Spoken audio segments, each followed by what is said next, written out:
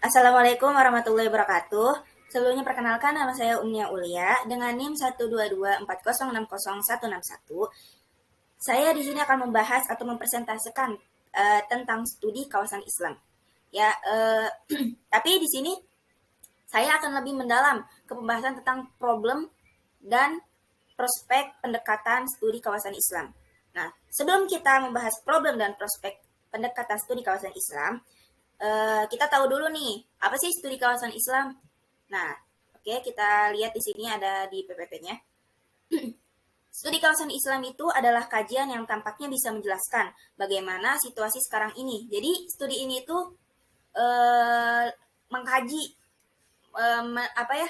Mengkaji dan meneliti secara sampai mendalam tentang kejadian pada saat ini, situasi sekarang ini. Karena fokus materi kajiannya itu tentang berbagai area mengenai kawasan dunia Islam dan lingkup Pranata yang ada dicoba diurai. Jadi benar-benar diurai di dalamnya. Mulai dari pertumbuhan, perkembangan, serta ciri-ciri karakteristik sosial budaya yang ada di dalamnya. Oke, kita lanjut nih. Asal usul studi kawasan Islam.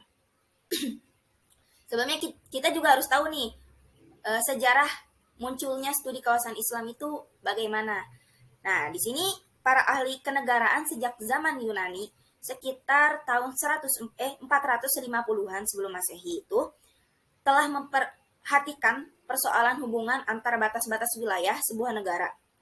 Para sejarawan seperti Ptolemy, Thucydides, dan sejarawan yang lainnya itu mereka adalah sejarawan Yunani yang cukup intens dengan kajian-kajian wilayah yang dikenalnya baik dari cerita orang maupun dari pengamatan mereka ke suatu wilayah. Jadi mereka ini sejarawan Yunani yang cukup intens ya kajiannya. Dan mereka ini bukan hanya seorang sejarawan, tapi mereka juga seorang pengelana. Nah, 1300 tahun kemudian, kaum muslimin itu mempunyai kemampuan yang luar biasa dalam mengembangkan studi kawasan Islam dengan berbagai corak ragam yang lebih dinamis lagi. Ya, seperti yang kita tahu, pasti Islam itu semakin berkembangnya zaman, Islam itu akan terus berkembang. Jadi, makanya ada studi kawasan Islam ini, ya fungsinya yaitu karena seiring zamannya waktu itu, Islam itu akan terus ada pembaharuan, pengetahuan yang baru seiring berjalannya zaman. Karya-karya mereka juga telah melampaui sejarawan Yunani karena kenapa pembahasan mereka ini bukan lagi tentang realitas sejarah, tetapi tentang bagaimana sih cara penanganannya. Gitu. Oke, kita lanjut. Studi Islam di Barat. Ya, seperti yang kita ketahui, studi Islam ini tidak hanya di Indonesia, tapi studi Islam ini sudah menyangkut ke sudah lingkupnya di Barat ada, di Timur ada ya, jadi udah luas gitu. Studi Islam di Barat ini memunculkan Orientalisme, yaitu kajian tentang ketimuran. Kajian awal Orientalisme yang diselenggarakan di tinggi di Barat memandang umat Islam itu adalah sebagai bangsa yang primitif. Nah, kajiannya juga difokuskan kepada Al-Quran dan pribadi Nabi Muhammad SAW secara ilmiah. Yang hasilnya itu menyudutkan ajaran dan umat Islam.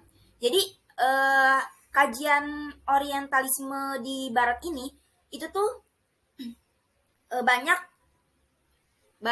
yang menyangka kalau kajian ini tuh negatif, teman-teman. Jadi padahal nggak semuanya kajian Orientalisme ini negatif. Jadi ada positifnya juga. Tapi kebanyakan orang menganggap bahwa kajian Orientalisme ini itu miring. Jadi banyak negatifnya gitu. Tapi pada abad ke-20, kalau nggak salah abad ke-20 itu, seiring berjalannya waktu, karena banyak kajian-kajian lagi, orang-orang menganggap tidak lagi, ada yang menganggap kalau kajian Orientalisme ini tidak negatif semua, jadi ada positifnya juga. Gitu. Nah, kembali lagi ya, studi Islam di Barat itu ditinjau dari perspektif sejarah. Studi yang dilakukan orang Indonesia di Barat itu berlangsung cukup lama. Namun demikian, fokus studi yang dilakukan belum menyentuh secara menyeluruh dalam bidang kajian. Fokus kajian Islam baru dilakukan setelah Indonesia merdeka. Dan orang Indonesia nih yang pertama kali melakukan studi Islam di Barat itu adalah M. Rasigidi. Ya, beliau ini orang Indonesia yang pertama melakukan studi Islam di Barat. Nah, para alumni Barat juga memiliki pengaruh kontribusi besar dalam studi Islam di Indonesia. Ya, emang benar, alumni Barat juga memiliki pengaruh besar bagi kontribusi di dalam studi Islam di Indonesia. Jadi, ya itu ada efek positif sama efek negatifnya. Nggak semuanya negatif dan nggak semuanya juga positif. Oke, kita lanjut studi Islam di Timur. Ya, sebenarnya studi Islam di Timur ini nggak beda jauh ya sama studi Islam di Barat. Hampir sama. Studi Islam di Timur Tengah juga bervariasi. Nah, ini merupakan hal yang wajar karena kenapa? Karakteristik studi Islam dipengaruhi oleh berbagai faktor. Misalnya, kebijakan politik, dinamika sosial, terus budaya, latar belakang pemegang kebijakan, pendidikan, perkembangan ekonomi, dan berbagai faktor lainnya masih banyak lagi. Jadi, kurang lebih kayak gitu. Nah, kita membahas problem dan prospek pendekatan studi kawasan Islam.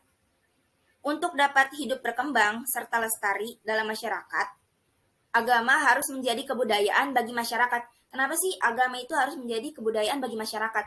Ya karena setiap masyarakat itu memiliki kebudayaan yang digunakan sebagai pedoman untuk memanfaatkan lingkungan hidup guna kelangsungan hidupnya yang mencakup kebutuhan biologi, kebutuhan sosial, dan kebutuhan adab yang integratif. Nah, jadi teman-teman, pendekatan studi area ini merupakan pendekatan yang meliputi bidang kesejarahan, linguistik, dan semua cabang ilmu serta pengetahuan yang berkaitan dengan pertumbuhan dan perkembangan kebudayaan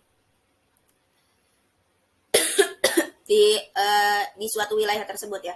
Terus problematika yang dihadapi pada penelitian dengan menggunakan pendekatan studi area dalam studi Islam dan komunitas Muslim. Nah, berbanding lurus besarnya dengan objek dan luas wilayah yang akan diselidiki. Jadi, semakin kompleks objek yang menjadi sasaran ya, yang diselidiki, yang menjadi penyelidikan, terus juga semakin luas wilayah yang dijangkaunya, maka segala persiapan yang diperlukan untuk menerapkan studi area itu juga semakin besar. Tapi di sini juga makanya ada beberapa metode pendekatan yang digunakan ya secara garis besar itu. Yaitu pertama dengan menggunakan metode ilmu-ilmu humaniora. Terus juga kedua menggunakan metode disiplin ilmu ya atau disiplin teologi. Nah, yang ketiga itu yang ketiga menggunakan metode ilmu-ilmu sosial. Terus yang keempat, pendekatan yang dilakukan di jurusan pusat-pusat atau hanya komite untuk area studis. Nah, jadi dari semua yang saya simpulkan ini, dari yang saya bahas, sejarah berkembangnya studi Islam di dunia barat itu adalah disebabkan para pelajar barat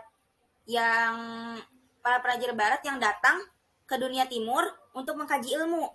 Karena emang Islam ini itu bukan hanya agama saja, tapi dia itu juga lebih menarik, malah menjadi sebagai studi ilmu. Jadi bukan hanya sebuah doktriner dan sebagainya, tapi dia juga sebagai disiplin ilmu. Jadi orang-orang sekarang itu malah lebih tertarik untuk mempelajari studi ilmu ini. Nah, juga meski ada kayak yang tadi ya, kajian orientalis ya, meski ada orientalis yang selalu ingin memojokkan Islam, namun nggak semua, jadi ada juga orientalis yang netral. Selain itu, ternyata mereka juga memiliki beberapa kekurangan dalam melakukan studi tentang Islam. Jadi, begitu aja yang dapat Uleh sampaikan. Kurang lebihnya mohon maaf karena Uli juga masih belajar. Jadi kita sama-sama belajar. Maaf bila ada kata-kata yang salah karena yang benar hanya dari Allah, yang salah ya dari saya sendiri. Terima kasih sudah menonton, semoga bermanfaat. Sampai bertemu kembali, thanks for watching. Jangan lupa subscribe. Terima kasih. Assalamualaikum warahmatullahi wabarakatuh.